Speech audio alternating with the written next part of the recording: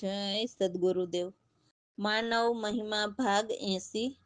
હે માનવ, જે ધર્મમાં વાદ વિવાદ હોય તે માનવ ધર્મ કહેવાય જ નહીં.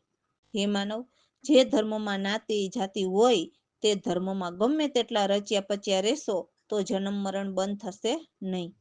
હિન્દુ, મુસ્લિમ, જૈન, ઈસાઈ, યહૂદી જે ધર્મો આ મૃત્યુલોકમાં ચાલે છે તે તો દેહધારી અવતારીઓના ચાલે છે અને તેમાં પણ ફાટા પડેલા હોય છે. તો હે માનવ સમજો, આપણે પોતાનું આત્મકલ્યાણ કરવું છે તો આત્માનું ઘર પરમાત્મા વિદેહી છે અને પરમાત્મા એ શરીર ધારણ કરેલ નથી. તો આપણે જન્મ મરણમાંથી મુક્ત થવું હોય તો દેહધારીને ભજવાથી જન્મ મરણમાંથી મુક્ત થવાય નહીં. તો એટલી તો ખબર પડે જ ને. પછી કોઈ દેહધારી દેહ છોડીને જતા રહ્યા હોય તો તે કઈ ઊભા થઈને વિદેહી પરમાત્માને બતાવશે નહીં અને પરમાત્મા વિશેનું જ્ઞાન પણ આપશે નહીં. આ માનવની ખોટી ભ્રમણા છે. પછી જીવ લોભે આવીને શરીર છોડીને ગયા તેને માનતો હોય તો તેમાં આત્મકલ્યાણ ક્યારેય થાય નહીં. જોજો, માનવ દેહ મળ્યો છે તો પોતાનું આત્મકલ્યાણ નહીં કરો તો પાછું દેહધારીના લોકમાં 84 લાખના ફેરામાં જવું પડશે. હે માનવ, તમો દેહને ધર્મવાદી બનાવ્યો છે પણ વિચારો તો ખરા. તમોએ દેહધારી અવતારી દેવોના ધર્મને માનીને દેહને ધર્મવાદી બનાવ્યો છે. તો હે આત્મજનો, તેમાં વાદ વિવાદ થાય જ અને આ ઝઘડા જ શરીર ધારણ કરેલ ધર્મવાળાના છે. અમારો ધર્મ આમ કહે છે, વળી સામેવાળો કહે અમારો ધર્મ આમ કહે છે. માટે હે માનવ, આ દેહધારી દેવોના ધર્મમાં જ ઝઘડા છે અને ઝઘડા થવાના જ. હે માનવ, આ દેહધારીના ધર્મના ઝઘડામાં જોજો હે જીવ આત્મકલ્યાણ રહી જાય નહીં. આ નિરંજન, માયા અને 3 ગુણે ખેલ રચ્યો છે ત્યારે આ ખેલમાંથી નીકળવાની બારી મૂકી તે આ મનુષ્ય દેહ ધૈર્યો તે છે. તો આ અવતારી દેહધારીના મલકમાંથી જન્મ મરણમાંથી છુટકારો મેળવવો હોય તો અજર અમર અવિનાશી વિદેશીના ઘરનો આત્મા છે અને તે પણ કોઈ માલમી મળશે તો તે છોડાવશે.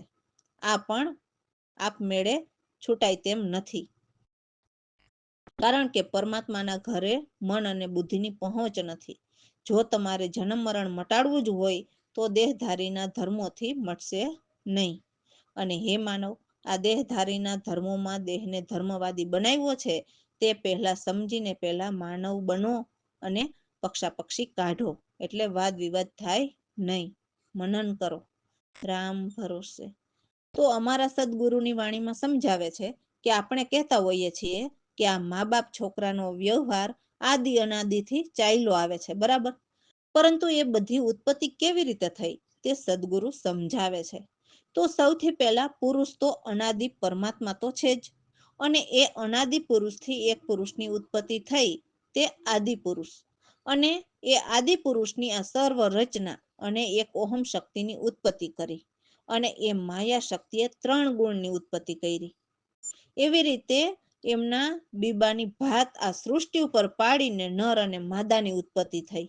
એમ કરતા આ મા બાપ અને છોકરાના વ્યવહાર થયા અને એમાં માયાની પ્રકૃતિ કામ કરે જેથી રાગ દ્વેષ ઉત્પન્ન થયા અને એવી મમતા મૂકી છે ને કે એ મમતાનો માર બહુ ભારી પડે છે. નથી કહેવાતો કે નથી સહેવાતો તો શું થાય? તો હે માનવ, કોને પૂછવા એના ઉપાય અને એના સત્ય ઉપાય કોણ બતાવે? તો જે સત્ય જ્ઞાની હોય તે જ સત્ય ઉપાય બતાવે. તો સદગુરુ કહે છે કે મોક્ષનો ઉપાય કરતા હોય તેને જો સંસાર કરવો તો એવા કોણ સુકાની મછવો મજધારથી પાર ઉતરે.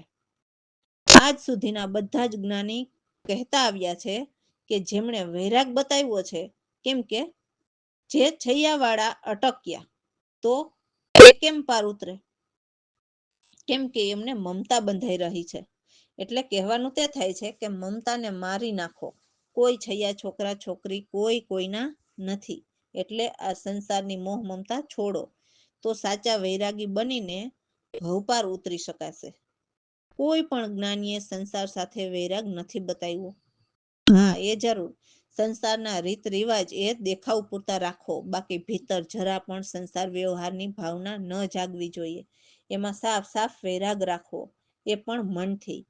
પરંતુ આ કળિયુગમાં કળીકાળમાં અમારા સદગુરુ પ્રવીણરામે મોહ માયા કર્મ બંધન તોડીને એક ચેતન પ્રગટાવીને મોક્ષનો માર્ગ બતાવી દીધો.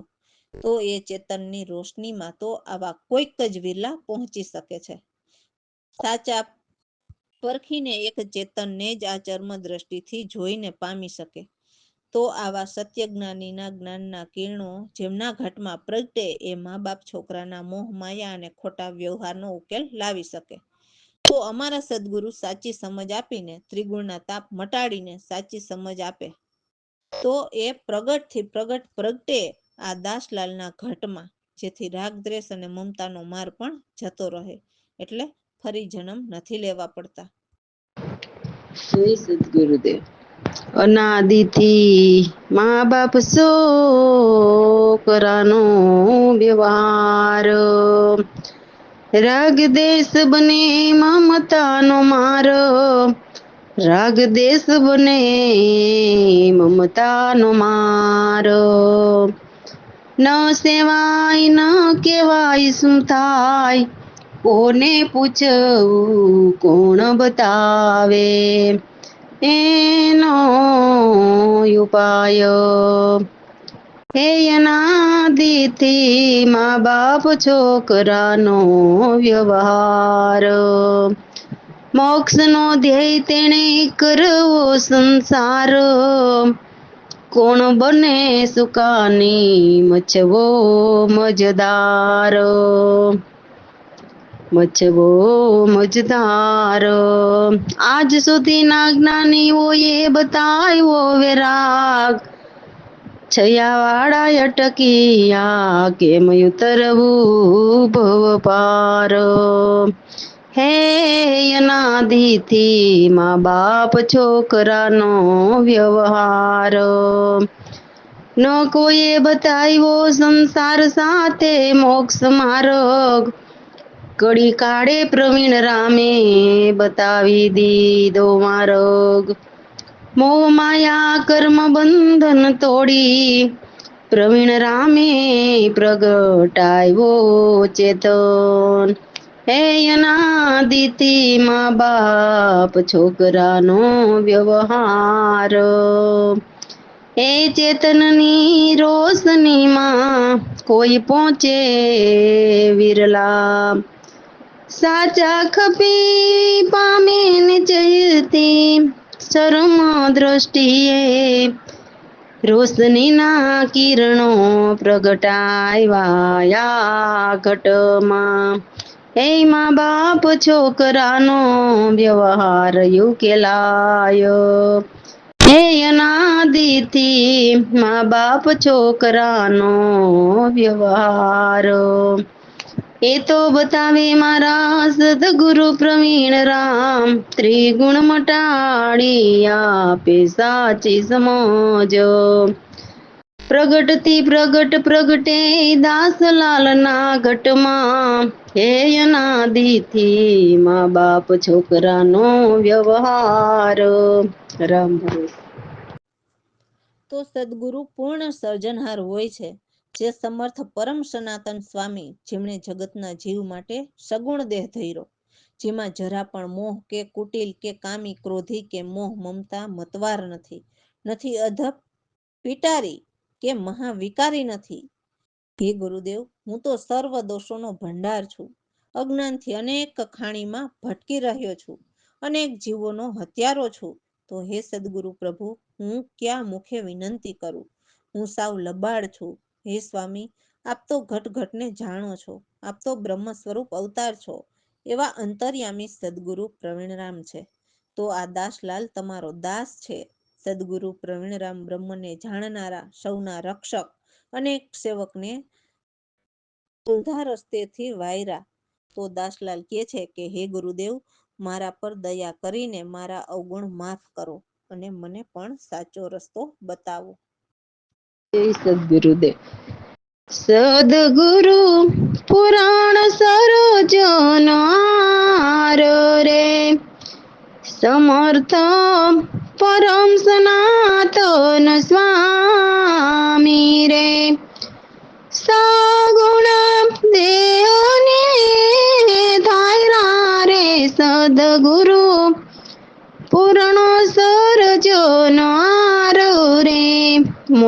સમ કુટિલ નાહી કામી રે ક્રોધી મોહ વાર યોધભી તારી વિકારી રે સર્વ દસો ભંડાર સદગુરુ પુરાણ સરોજો નહારો રે અજ્ઞાન ખાણીમાં ભટકી રહ્યો સમરે જીવન તિયારો ક્યાં મુખે વિનંતી કરું રે હું છું સાવલો બાળો સદગુરુ પુરાણ સરોજો નહારો રે ઘટ ઘટને સ્વામી તમે જાણો રે બ્રહ્મ સ્વરૂપ અવતારી અંતરયામી પરમ પ્રવીણ રામ રે હું છું દાસલાલ તમારો રે સદગુરુ પુરાણ સરોજો નહારો રે પ્રવીણ રામ ફકીર બ્રહ્મ વેતારે રક્ષક સેવક ને વાયરા રે દાસલાલ પર દયા કર્યા પોરે યવગુણ કર માફ મારા સદગુરુ પુરાણ સરોજો નહારો રે રામ ભરોસે તો મને મારા સદગુરુએ સત્ય રસ્તો બતાવ્યો અને સત્ય જ્ઞાન સંભળાવ્યા, જેથી પરમાત્માની જ રહેણી મારી સાથે રહે. જે કોઈ ગુરુ સંતોની સન્મુખ રહેતા તે હંમેશા ગુરુજીના દર્શન કરી શકે છે, અને સદગુરુ જે સત્સંગ કરે છે તે સાંભળીને હરિના ગુણ સ્મરણ કરીને ચિત્તમાં લાવે છે. સદગુરુના જીવન કોઈ પણ વ્યસન રહિત અને ઈર્ષા દોષ પણ એનામાં નથી હોતા, અને એમના શરણે રહેતા જીવના પણ ઈર્ષા દોષ કઢાવે, કોઈની નિંદા ન કરે કે જૂઠ પણ ન કહે, હંમેશા સતની વાત જ સંભળાવે છે. એ તો હંમેશા સત્યજ્ઞાની સદગુરુ સંત સંપ્રદાયના જ વેશ રાખે, એટલે એમાં દેહને શણગારીને કોઈ વેશ ધારણ કરવાની વાત જ નથી, ગુરુ આજ્ઞા નિભાવવાની વાત છે. એટલે સાચી તો ગુરુ મર્યાદા રાખવી એ જ સાચો સંપ્રદાય છે. સંતોના શાસ્ત્રો જ્ઞાન સાધન સહિત, એટલે આ દેહ એક સાધન જ છે. તો આ સાધનને રિપેર કરવા, સારું કામ કરાવવા માટે મનને નિત્ય સંતોના જ્ઞાનની સમજાવવું જરૂરી છે.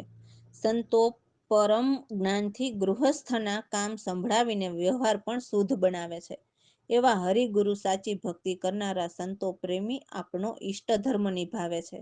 તો ત્યાગી ગુરુ એ જ સાચી પરંપરા માને અને મનથી જગથી નિર્દયા રહે, એટલે જગતને ત્યાગે અને મનના વિકાર પણ મટાડે.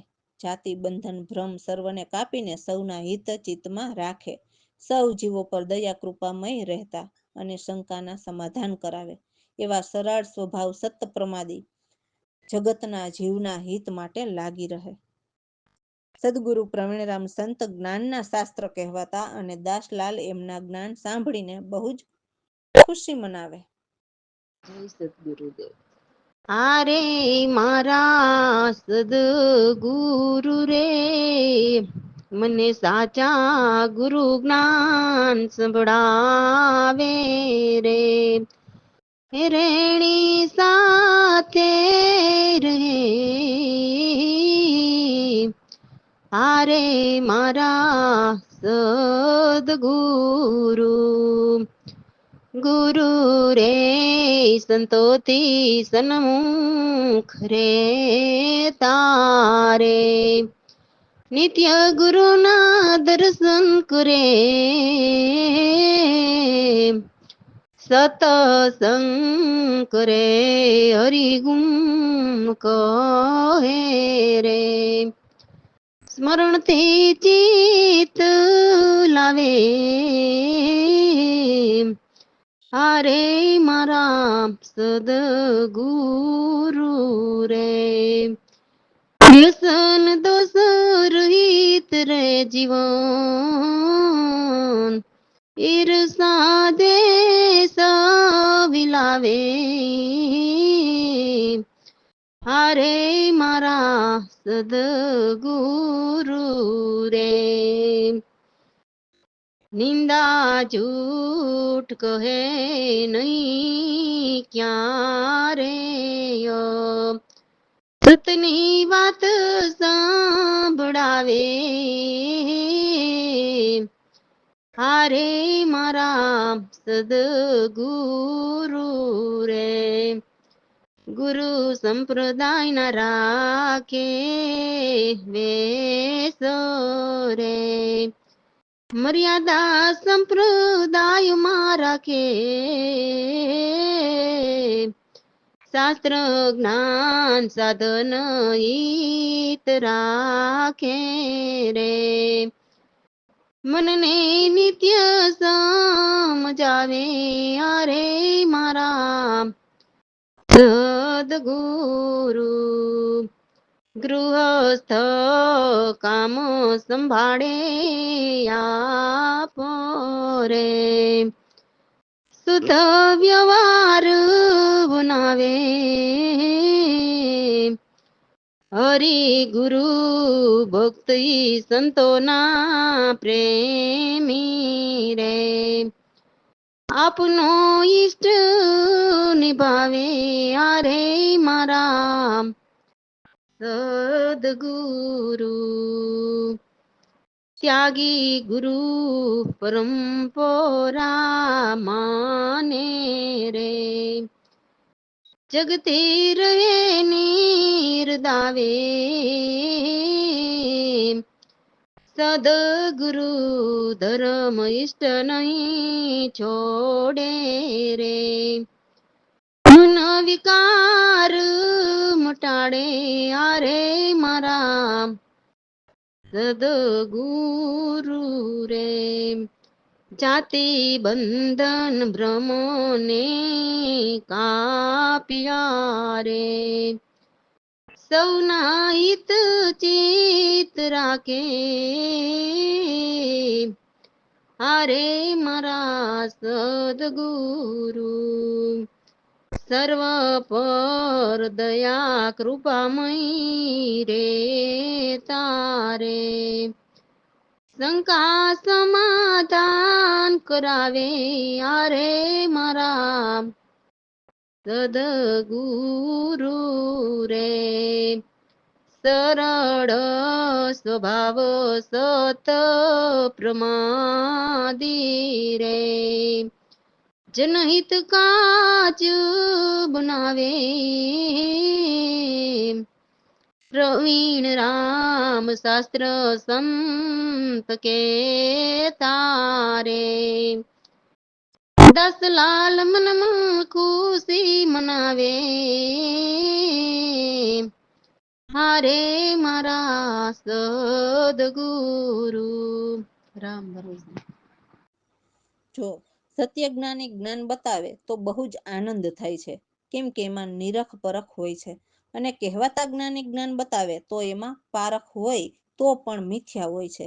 જેનો ધર્મ નાશ થવાનો હોય એવી નિરખ પરખ કરાવે છે. જે પારખથી આનંદ નથી આવતા એટલે એવું જૂઠું બતાવે છે. તો સત્ય જ્ઞાની જ્ઞાન બતાવે તો સૌથી પહેલા તો ભોજનની પરખ કરી લ્યો, જેથી ક્ષુધા મટી જાય. તો એ કેવું ભોજન હશે કે ક્ષુધા મટી જાય? તો સદગુરુ રામ નામનું એવું ભજન શીખવે છે કે જેમાં ઉપરથી અમી વરસે છે અને એ અમી વરસતા ભૂખ તરસ મટી જાય છે, જે અવિનાશી છે, જેથી વિનાશી ભોજનની જરૂર નથી રહેતી. એટલે આપ પણ અનુભવ કરીને જુઓ કે સુરતા ભજન કરીને અમૃત વરસાવીને ભોજન કરી જુઓ. અને હા, એ ખાસ ધ્યાન રાખવું કે સદગુરુ શરણ વિના અને ગુરુ કૃપા વિના શક્ય નથી. એટલે પહેલા પૂરા ભાવથી ગુરુ જ્ઞાન હૃદયે ધરો, ગુરુ પર ભાવ રાખવો, અતિ વિશ્વાસ રાખવો. એવી જ રીતે બીજી પરખ જલની કરી લ્યો. જો પરખીને જ જલ પીવો તો સારી તૃષ્ણા મટી જાય. અનુભવ કરીને જોજો, મિથ્યા જલ ન પીજો. એવી જ રીતે ત્રીજી પરખ ધનની કરી લ્યો.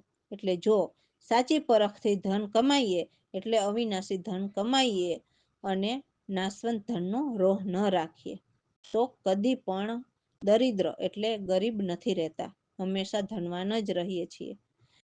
ચોથી પરખ આ જગતની કરી લ્યો જે મિથ્યા છે, અને જો જે મિથ્યા છે તેને સાચી કરીને માને તો એના જેવી મોટી બીજી કોઈ મૂર્ખાઈ ન હોય.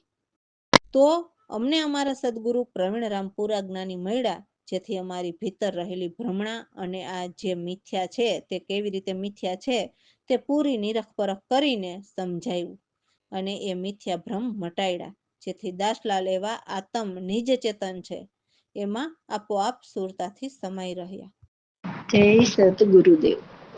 પારખ મિથિયા થાય, પારખ મિથિયા થાય, પારખથી આનંદ ન આવે, એવું ચૂટું બતાવે રે પારખ મિથિયા થાય. પેલી પરખ ભોજનની કરી લ્યો તો સુખતા મોટી જાય, પારખ મિથિયા થાય. પારખથી સુખતા મોટી જાય, ભોજન ન કર ભાઈ, પારખ મિથિયા થાય. બીજી પરખ જલની કરી લ્યો, જો તૃષ્ણા મોટી જાય, પારખ મિથિયા થાય. પારખથી તૃષ્ણા મોટી જાય, તો જલના બીજો પાય, પારખ મિથિયા થાય. ત્રીજી પરખ સ્વર્ણની કરી લ્યો, જો ધનવંત બની જાય, પારખ મિથિયા થાય. પારખથી ધનવંત બને તો દરિદ્ર ક્યાં રહીએ, પારખ મિથિયા થાય. ચોથી પરખ જગતની કરી લ્યો, મૃગજલ મિથિયા થાય, પારખ મિથિયા થાય. મિથિયાને સાચી કરી મને આ મોટી મૂર્ખાઈ, પારખ મિથિયા થાય. પ્રવીણરામ મળ્યા ગુરુ સાચા, મિથિયા ભ્રમ મટાડી લઈ, પારખ મિથિયા થાય. દાસલાલ આત્મની જ ચેતન આપો આપો જ રહ્યા, પારખ મિથિયા થાય, પારખ મિથિયા થાય. રામ ભરોસે.